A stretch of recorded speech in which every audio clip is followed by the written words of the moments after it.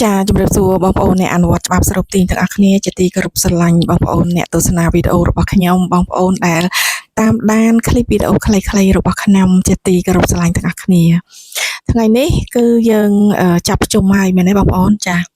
ប្រជុំក៏ចាប់ហើយអ្នកទៅដើរលេងក៏ត្រឡប់មកពីដើរលេងវិញដែរហើយក៏ចូលទៅចាប់ផ្ដើមរកស៊ីចាប់ផ្ដើមធ្វើការងារជាបន្តបន្ទាប់នៅថ្ងៃស្អែកហើយអ្នកខ្លះក៏ចាប់ផ្ដើមតាំងពីថ្ងៃនេះទៅដែរអញ្ចឹងបងប្អូនទាំងអស់គ្នាកុំសាកថ្មជីវិតយូរពេកណាចាកាលណាយើងសាកយូរពេកវាធ្វើឲ្យយើងកាន់តែ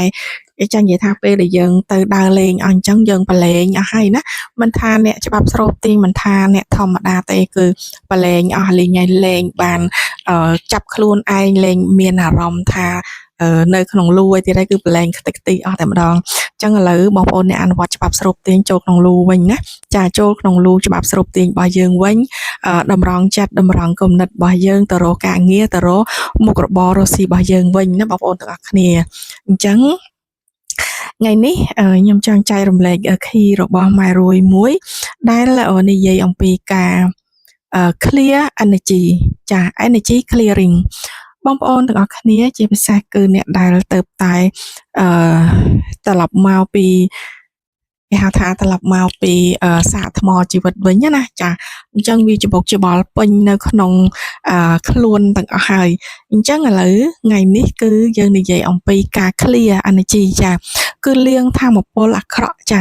លាងធម្មពលអាក្រក់ចេញពីក្នុងខ្លួនអញ្ចឹងមិនដឹងថាពេលដែលទៅភ្ជុំនេះជួបអ្វីខ្លះហេអូយសបាយមាត់សបាយភ្នែកមហាសែនតែម្ដងណាស្អីក៏ឃើញដែរគ្រប់សពអស់ហើយចាឥឡូវយើងត្រឡប់មកចូលក្នុងលូវិញយើងមក clear energy យើងមកលាងធម្មពលអាក្រក់ចេញពីក្នុងខ្លួនអស់ដួងចិត្តដែលស្អាតបរិសុទ្ធទៅបានស្រូបលុយបានទៅបានស្រូបទាញបានយ៉ាងទៀងត្រង់បំផុតដូចគ្នាដែរបងប្អូនអញ្ចឹងបើសិនណាជាបងប្អូននៅតែច្បុកច្បល់ជាមួយនឹងលោកខាងក្រៅដូចដែលប្រហែលថ្ងៃទៅប្រជុំនេះយើងអត់អាចស្រូបទាញអីបានទេបងប្អូនណាចាតាំងពីបំណងប្រាថ្នាបូកនឹងភាពស្ងប់នឹងណោទៅបានយើងស្រូបទាញបានអាហ្នឹងគឺបានយើងចូលនៅក្នុងរលកនៃការស្រូបទាញបានបើសិនណាជាមិនបែបហ្នឹងទេគឺយើងស្រូបអីអត់បានទេអញ្ចឹងយើងហាក់ដូចជាត្រឡប់មកវិញគឺយើងចាប់ផ្ដើមបើកការរស់ស៊ីថ្ងៃថ្មីចាប់ផ្ដើមធ្វើការនៅថ្ងៃថ្មីដែរអញ្ចឹងបងប្អូនទាំងអស់គ្នាគេថាបើចង់បានរបស់ថ្មីកុំឲ្យទៅតិចទៀនកុំឲ្យទៅមើលងាយរបស់ចាស់បើចង់បានផ្ទះថ្មីកុំឲ្យស្អប់ផ្ទះចាស់កុំឲ្យធុញទ្រាន់នឹងផ្ទះចាស់បើចង់បានឡានថ្មីកុំឲ្យធុញទ្រាន់នឹងឡានចាស់អញ្ចឹងណាបងប្អូនយើងត្រូវតែទៅអរគុណត្រូវតែទៅស្រឡាញ់ដឹងបុណ្យគុណរបស់ចាស់របស់យើងទៅបានយើងស្រូបទាញអាថ្មីមកបានចាអញ្ចឹងថ្ងៃនេះយើងនិយាយអំពីការ clear energy ឬក៏ clear ធម៌ពលអាក្រក់ចេញពីក្នុងខ្លួនបងប្អូនការដែលខ្ញុំនិយាយថាយើងត្រឡប់មកពីភ្ជុំវិញឬក៏ត្រឡប់ចូលធ្វើការវិញនេះអានេះគ្រាន់តែជាមួយចំណាយទេបងប្អូនឲ្យវាត្រូវនឹងកលៈទេសៈដែរប៉ុន្តែអ្វីដែលចង់និយាយពេលនេះគឺធម៌ពលអាក្រក់ដែលវាដក់នៅជាប់ក្នុងខ្លួនយើងតាំងពីយូរយារណាស់មកហើយធម៌ពលដែលអាក្រក់វាដក់នៅក្នុងខ្លួនយើងតាំងពីយូរមកហើយវានៅគុំវានៅតបជាប់តោងនៅក្នុងខ្លួនរបស់យើងណាដែលយើងអត់បាន clear វាចេញទេហើយយើងចេះតែស្រូបអីក៏មិនបានដូចបំណងប្រាថ្នារបស់យើងស្រូបអីក៏មិនបានបើវាត្រូវបាន10វាស្រូបបានតែ2ឬក៏បានតែ3អីតែប៉ុណ្្នឹងទេណាបងប្អូនអញ្ចឹងថ្ងៃនេះដើម្បីឲ្យដួងចិត្តរបស់យើងស្ងប់នឹងណោទៀងត្រង់ណាហើយត្រូវនឹងជាមួយនឹងបំណងប្រាថ្នារបស់យើងផងដែលស្រូបបានមកពេញ 100% តែម្ដងអញ្ចឹងបងប្អូនទាំងអស់គ្នាគឺអ្វីដែលចង់ថាវាជាធម៌ពលអាក្រក់ដែលមាននៅក្នុងខ្លួននេះគឺជាធម៌ពលដែលដាក់ជាប់មកយូរហើយខ្ញុំឧទាហរណ៍ថាយើងធ្លាប់ទៅរកស៊ីខុសណាយើងធ្លាប់ចាញ់បោកគេដោយសារតែយើងលោភលន់រឿងអ្វីមួយយើងធ្លាប់ទៅគេថាបងរំលោះផ្ទះហើយក៏នឹកឃើញស្ដាយក្រោយធ្វើឲ្យអស់លុយធ្វើឲ្យប្រផាត់ប្រផើយលុយធ្វើឲ្យទៅខ្ចីគេធ្វើឲ្យមានលុយជាប់ការធ្វើឲ្យមានលុយដល់កតុយច្រើនអញ្ចឹងហើយទៅធ្វើឲ្យក្នុងខ្លួនរបស់យើងនេះចេះតែស្ដីបន្ទោសខ្លួនឯងចេះតែបន្ទោសអ្នកនេះចេះតែបន្ទោសអ្នកនោះក្នុងចិត្តវាអត់ស្ងប់សុខ ទោះបីជាឥឡូវហ្នឹងយើងមានលើសហ្នឹងហើយឥឡូវនេះយើងបានច្រើនជាងហ្នឹងហើយប៉ុន្តែគេហៅថាវិបដិសារីវាមាននៅក្នុងខ្លួនរបស់យើងនឹងជាប់តែម្ដងវាអាចឃ្លាចេញវាអាចលៀងចេញវាអាចជំរុះចេញអាធម្មពលអស់ហ្នឹងដូចជាយើងធ្លាប់ស្រឡាញ់មនុស្សម្នាក់ហើយក៏គេបោះបង់យើងចោលហើយយើងមានការស្ដាយក្រោយមិនគួរណាយើងធ្វើអីផ្្លាត់អីរឿងអីមួយអីជាដើមណាបងប្អូនទាំងអស់គ្នាអញ្ចឹងអានេះវាជាធម្មពលវាជាអតីតដ៏អាក្រក់មួយដែលវានៅជាប់ក្នុងដួងចិត្តរបស់យើងហើយយើងអត់អាចធាក់វាចេញយើងអត់អាចបំភ្លេចណាយើងអត់អាចធ្វើអីវាចេញទេឥឡូវនេះយើងមកលាងធម្មពលហ្នឹងចាគេថាអ្នកអនុវត្តច្បាប់ស្រូបទាញតតែមានបេះដូងសស្អាតតតែមានភាពស្ងប់តតែមានអារម្មណ៍មូលតតែថាស្អាតគ្រប់យ៉ាងណាទៅប៉ុនយើងស្រូបទាញបានមិនថាតើទៅគិតតែរឿងអាក្រក់ពីគេទេតែខ្លួនក្នុងខ្លួនយើងនឹងដែលមិនស្អាតហ្នឹងក៏ស្រូបបានដែរបងប្អូនចាអញ្ចឹងថ្ងៃនេះយើងមកនិយាយគ្នាអំពីការលាងធម្មពលអាក្រក់អញ្ចឹងបងប្អូនទាំងអស់គ្នាមនុស្សយើងខុសៗគ្នាអញ្ចឹងធម្មពលអាក្រក់ធម្មពលល្អក៏វាមានខុសគ្នាដែរបងប្អូនខ្ញុំមិនដឹងថាបងប្អូនមានរឿងអាក្រក់អីពីមុនមកខ្ញុំមិនដឹងថាអតីតរបស់យើងនៅជាប់អីទេប៉ុន្តែថ្ងៃនេះពេលបងប្អូនស្ដាប់វីដេអូរបស់ខ្ញុំហើយបងប្អូនស្ដាប់ឲ្យយល់បងប្អូនអាចទៅលាងធម្មពលអាក្រក់នឹងចេញពីក្នុងខ្លួនយើងបានហើយពេលដែលយើងលាងធម្មពលអាក្រក់នឹងហើយយើងនឹងផ្លិចហើយយើងនឹងអាចប្រឡែងបានហើយបងប្អូនចា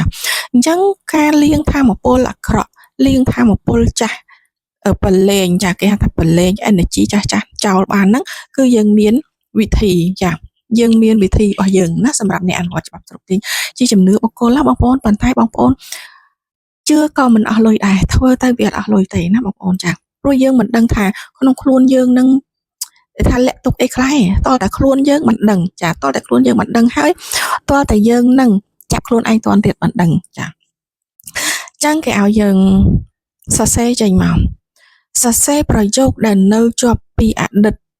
ណាបងប្អូនយកกระดาษចាយកกระดาษយកសភៅអញ្ចឹងមកបងប្អូនសរសេរចេញទៅមិនចាំបាច់តែសភៅអីទៅទេណាពីមុនយើងថាយើងសរសេរគោលដៅយើងសរសេរនៅក្នុងសភៅវេទមន្តតែការសរសេរបែបនេះគឺយើងសរសេរដាក់នៅលើกระดาษមួយចាសរសេរដាក់នៅលើกระดาษមួយហើយគេឲ្យយើងយកគ្រាប់ខ្សាច់ហ្នឹងបងប្អូនចាសរសេរនៅលើกระดาษហើយគេឲ្យយើងយកគ្រាប់ខ្សាច់ហ្នឹងមករោយពីលើกระดาษដែលយើងសរសេរហ្នឹងហើយគេឲ្យយើងយកទៅចាក់ចោលអានេះខ្ញុំសង្ខេបសិនណា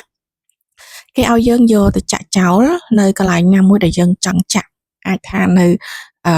ក្រោយផ្ទះអាចថានៅមុខផ្ទះគុំផ្កាអីចឹងទៅហើយគេឲ្យយើងនិយាយជាមួយกระดาษជាមួយនឹងខ្សាច់នឹងឧបកិច្ចឧបដឹកអីចឹងណាចាឧបកិច្ចថាខ្សាច់ធម្មពលរបស់ខ្សាច់គឺជាធម្មពលដ៏ស័ក្តិសិទ្ធិសូមខ្សាច់ស្រូបបឺតយករឿងអាក្រក់ឬក៏អតីតរបស់ខ្ញុំអាក្រក់នេះដែលសរសេរនៅលើกระดาษហ្នឹងបឺតយកទៅឲ្យអស់ចាក់ចូលទៅក្នុងព្រះធរណីហើយឲ្យយើងនេះផ្ញើនឹងព្រះធរណីជួយស្រូបជួយបឺតយកទៅអស់ទៅហើយគេឲ្យយើងយកกระดาษហ្នឹងទៅដុតចោលឬក៏យកទៅមូរទូចឲ្យតម្លាក់នៅក្នុងទឹកអីចឹងទៅនេះគឺសង្ខេបបងប្អូនណាអញ្ចឹងសម្រាប់ការធ្វើគេឲ្យយើងអង្គុយនឹកគេឲ្យយើងអង្គុយនឹកនៅអតីតដែលជាប់ជំពាក់នៅក្នុងចិត្តយើងនឹងខ្ញុំមិនដឹងថាអតីតរបស់បងប្អូនជាស្អីខ្លះទេអញ្ចឹងបងប្អូនចង់ប្រឡែងអតីតមួយណាខ្ញុំឧទាហរណ៍ថាអតីតដែលរស់ស៊ីខុស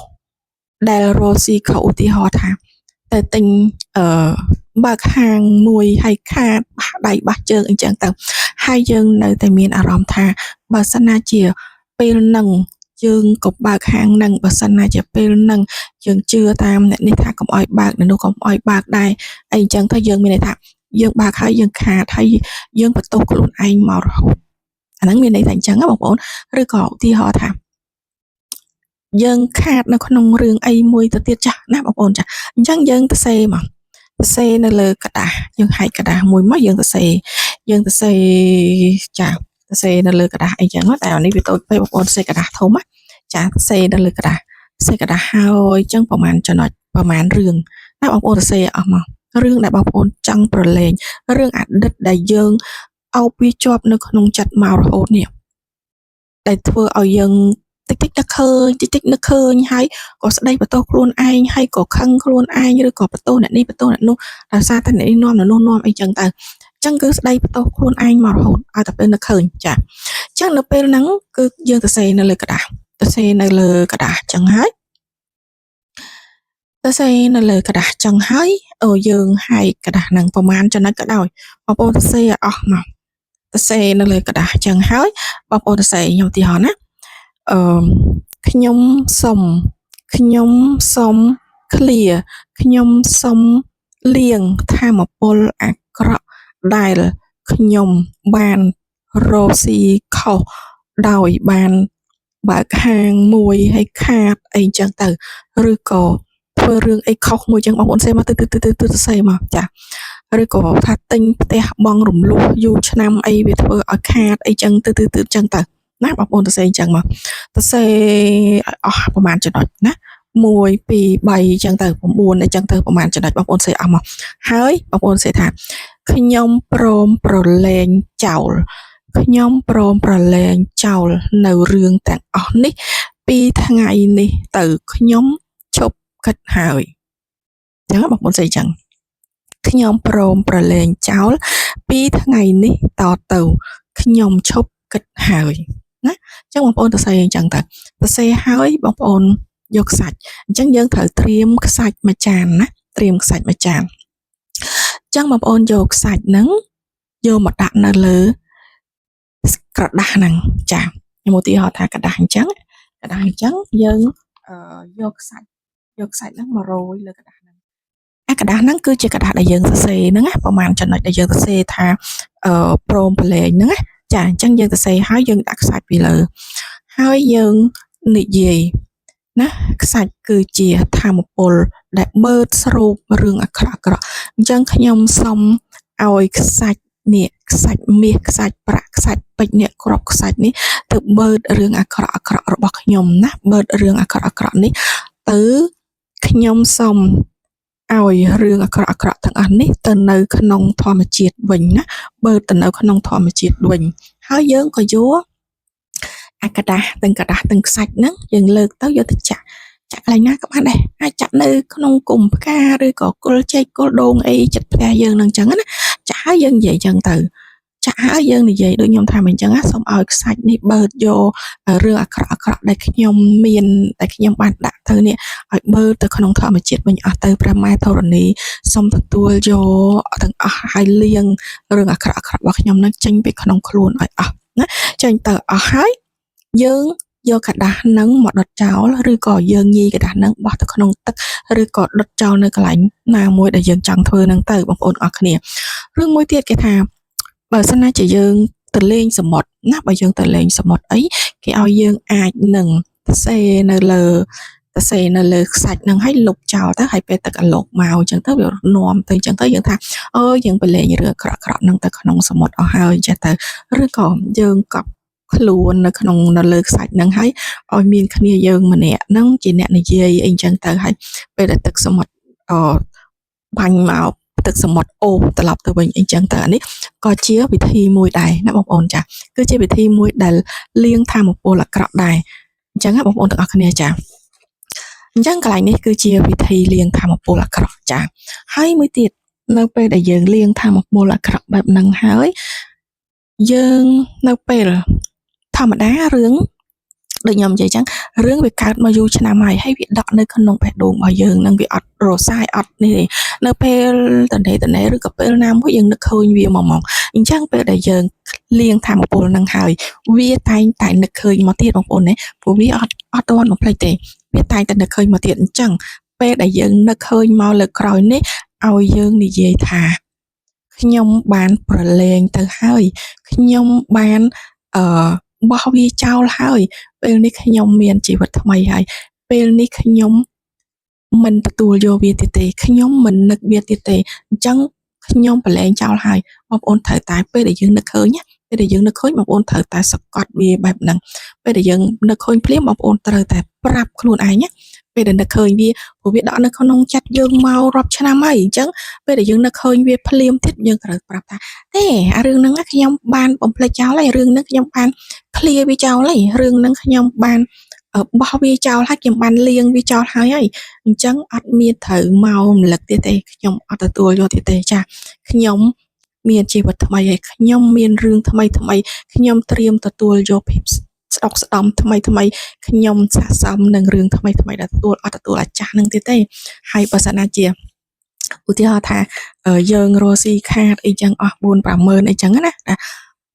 ខ្ញុំបានលាងចោលហើយអា 4-5 ម៉ឺនឥឡូវនេះខ្ញុំរកបានច្រើនជាងនឹងគុណ10ចាអាលុយប៉ុណ្ណឹងមិនខ្ញុំរកបានច្រើនជាងនឹងឲ្យយើងយករឿងវិជ្ជមានបែបហ្នឹងមកដាក់មកសង្គ្រប់មកសង្កត់វាជាប់អញ្ចឹងបងប្អូនទាំងអស់គ្នាឲ្យតែបងប្អូននឹកឃើញរឿងហ្នឹងគឺយើងនិយាយបែបហ្នឹងឲ្យនឹកឃើញរឿងហ្នឹងយើងនិយាយបែបហ្នឹងខ្ញុំក៏រងទីមិនលើសពី10ដងទេបងប្អូននឹកឃើញមិនលើសពី10ដងទេយើងនឹងផ្លេចវាដោយឯងតែម្ដងព្រោះយើងបានលាងយើងបានប្រឡែងវាទៅហើយចាអញ្ចឹងពេលហ្នឹងគឺយើងត្រៀមខ្លួនទទួលយកភាពស្ដុកស្ដំនៃធម៌ពលថ្មីចឹងអាធម៌ពលចាស់ហ្នឹងគឺយើងលាងវាចោលហើយចឹងនៅពេលដែលយើងនឹកឃើញវាទៀតយើងយកអាធម៌ពលថ្មីរបស់យើងនេះមកដាក់អូយខាតប៉ុណ្ណឹងឯងឆ្នាំហ្នឹងខាតប៉ុណ្ណឹងឯងនេះឥឡូវនេះខ្ញុំរកស៊ីថ្មីបានច្រើនជាងនឹងគុណ10ចាបងប្អូនដាក់វាធំចឹងទៅណាកាលណាយើងដាក់អញ្ចឹងទៅគឺវានឹងផ្លេចហើយមិនលើសពី10ដងទេនឹកលើក្រោយដាក់ទៀតនឹកលើក្រោយដាក់ទៀតគឺរកហេតុផលមកគ្របមកសង្កត់វាចិត្តតែម្ដងបងប្អូនអញ្ចឹងវានឹងលែងគិតតែវានឹងលែងចេញមកដោយខ្លួនឯងចាអញ្ចឹងមិនយូរទេយើងនឹងភ្លេចវាបានដោយចិត្តឈឹងតែម្ដងណាយើងនឹងចិត្តវានឹងតែម្ដងចាហើយបើសិនណាជារឿងមួយទៀតយូរឆ្នាំហើយយើងនឹងគិតវាមកទៀតគឺយើងអាចយកវាមកនិយាយជារឿងកំ pl ែងលេងបានហើយអាចនឹងលើកវាយកមកនិយាយជារឿងមួយដែលសប្បាយជាងនឹងទៅទៀតបងប្អូនអញ្ចឹងបងប្អូនត្រូវចេះបំលែងអារឿងធម៌ពលអាក្រក់ហ្នឹងឲ្យមកជារឿងល្អរបស់យើងវិញវាអត់ថាកុំតែខាតប៉ុណ្ណឹងឯងកុំតែខាតប៉ុណ្ណឹងដោយសារតែចក្រវាលគឺបង្វែរទៅដៅរបស់យើងឲ្យមកជួបអានេះវាថ្មីវាចំណេញជាងមុនវាល្អជាងមុនគុណ10អញ្ចឹងទៅនេះបងប្អូនអានេះគឺជាធម៌ពលថ្មីដែលយើងត្រូវទទួលយកបងប្អូនចាអញ្ចឹងនេះគឺជាវិធីលាងធម៌ពលចាស់លាងធម៌ពលអាក្រក់ចោលអញ្ចឹងបងប្អូនដែលអ្នកស្ដាប់ទាំងអស់គ្នាដែលកំពុងតែជាប់គាំងដែលកំពុងតែជាប់ស្ទះដែលកំពុងតែស្រូបអត់បានដែលកំពុងតែខ្មៅងងឹតនៅក្នុងខ្លួនបងប្អូនអាចសាកធ្វើវិធីនេះបានណាចាសាកធ្វើទៅបងប្អូនអត់អស់លុយទេចាសាកធ្វើទៅមិនអស់លុយទេជឿឲ្យបានអត់អស់លុយទេហើយថែមទាំងធ្វើឲ្យជីវិតរបស់យើងនេះរីកចម្រើនថែមទាំងធ្វើឲ្យជីវិតរបស់យើងនេះរុងរឿងស្ដុកស្ដំជាងមុនចាអញ្ចឹងបងប្អូនធ្វើទៅច្បាប់ស្រូបទាញមានពិតចក្រវាលគឺជាមេនូដ៏ធំបងប្អូនប្រើច្បាប់ស្រូបទាញដើម្បីស្រូបយករឿងល្អស្រូបយកទ្រព្យសម្បត្តិស្ដុកស្ដំស្រូបយកលុយមហាសាលមហិមាពីចក្រវាលមកដាក់នៅក្នុងខ្លួនរបស់យើងឲ្យបានច្រើនស្រូបបានតាមមហិច្ឆតារបស់យើងដែលចង់បានយ៉ាងពិតប្រាកដណាបងប្អូនចាអញ្ចឹងនេះជារឿងជំនឿបុគ្គលអ្នកណាជឿអ្នកនឹងបានអ្នកណាធ្វើអ្នកនឹងបានអ្នកណាញ៉ាំអ្នកនឹងឆ្អែតបងប្អូនអរគ្នាច្បាប់ស្រូបទាញមានពិតធ្វើពិតបានពិតបងប្អូនចាអញ្ចឹងជូនពរឲ្យបងប្អូនទាំងអស់គ្នាបានសម្រេចតាមបំណងគ្រប់គ្នា